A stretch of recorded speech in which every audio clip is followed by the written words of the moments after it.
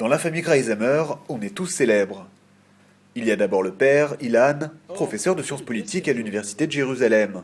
Enfin, surtout de politique. D'abord, nous savons de façon à peu près sûre les partis qui ne feront pas partie du prochain gouvernement israélien. Lui, c'est David, l'aîné, un vrai virtuose au piano.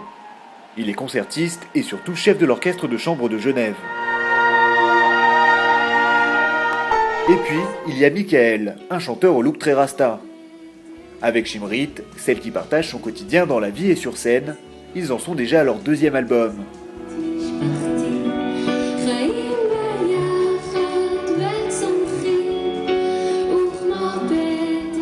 Leur grand succès, c'est Yalla Boy, une reprise du groupe français Louise Attaque.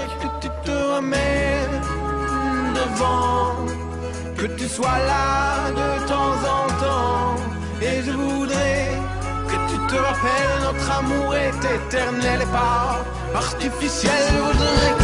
Alors, à quelques semaines d'une tournée dans tout Israël, nous sommes allés rencontrer le dernier phénomène de la famille Greisamer. Michael et Shimrit, bonjour. Vous êtes les invités du Petit F d'aujourd'hui parce que je crois que Michael et Shimrit, bien sûr, vous venez de sortir un nouveau disque. Oui, un nouveau disque, il sort là, il est sorti en Israël. Il s'appelle B Paris, ou en hébreu B Paris. On a voulu jouer un peu avec le nom en français, alors on a juste pris le B comme le bête israélien, hébreu. Il s'appelle B Paris. Et voilà, on est très excités pour la sortie, le lancement du disque. J'ai bien écouté tous vos disques et je vois toujours qu'il y a un mélange avec des oppositions. Tu joues au violon avec la musique rock, tu parles en français et en hébreu, tu chantes avec ta femme, un homme et une femme. Toujours c'est un mélange. Est-ce que c'est fait exprès ? C'est bien ça.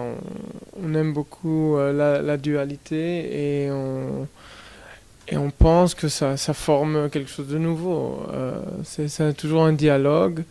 Et deux, c'est toujours mieux que un, voilà. C'est prendre quelque chose qui a déjà été fait et le refaire, ou bien faire quelque chose vraiment à deux, hommes et femmes. Et on aime beaucoup être en deux, voilà. Et nous, on vit notre vie personnelle et artistique ensemble, alors peut-être ça vient aussi de là.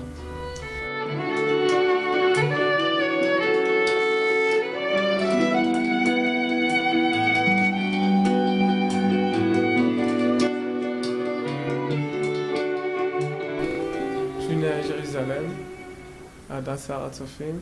Non, Ein Karem, je ne me rappelle pas. Non, déjà, je me mélange avec mon fils. Et voilà, voilà, j'adore Jérusalem. On s'est connus à Tel Aviv. On a habité à Tel Aviv 5-6 ans. En fait, c'est là où on a pu développer un peu la carrière musicale.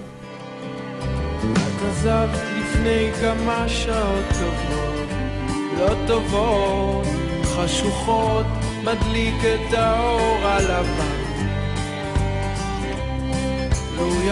Donc les prochains concerts, c'est un à Jérusalem et après c'est à travers tout le pays pour le nouveau disque ?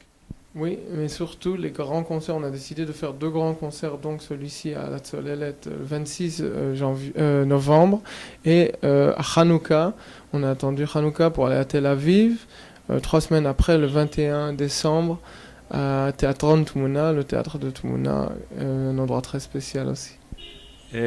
Quel est le personnage auquel tu t'identifies le plus dans la musique, ou quel est ton mentor ? Tu as un look plutôt de Bob Marley, mais est-ce que c'est très lié aussi à la musique ? Oui, c'est très lié à la musique qu'il a fait, surtout à la musique, à ses messages aussi, et à la ressemblance aussi avec les signes, le Magen David qu'il y a aussi dans le reggae, tout ça, c'était quelque chose qui était assez épatant pour nous de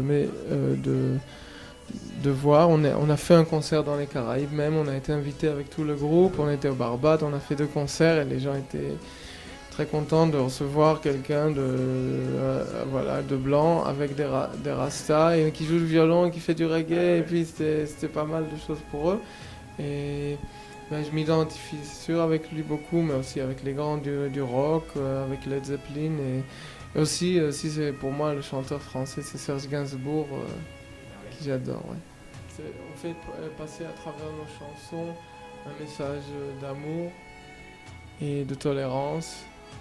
Et c'est vrai que quand on va ailleurs dans le monde, comme Israélien, on fait passer le message qui est que nous, de la jeunesse israélienne, qui s'intéresse beaucoup plus des fois à la culture qu'à la politique, et même plus comme nous, même à la religion ou au folklore que à des idées politiques. Et en plus, voilà, on aime beaucoup avoir tous dans nos concerts de tous les âges et parler à tout le monde et pouvoir faire passer nos messages, voilà, d'amour, parce qu'on pense que c'est un peu c'est notre vocation d'en parler, de chanter comme les Beatles ou comme Bob Marley. C'est ça, c'est pas que la musique, c'est aussi les messages qui passent à travers.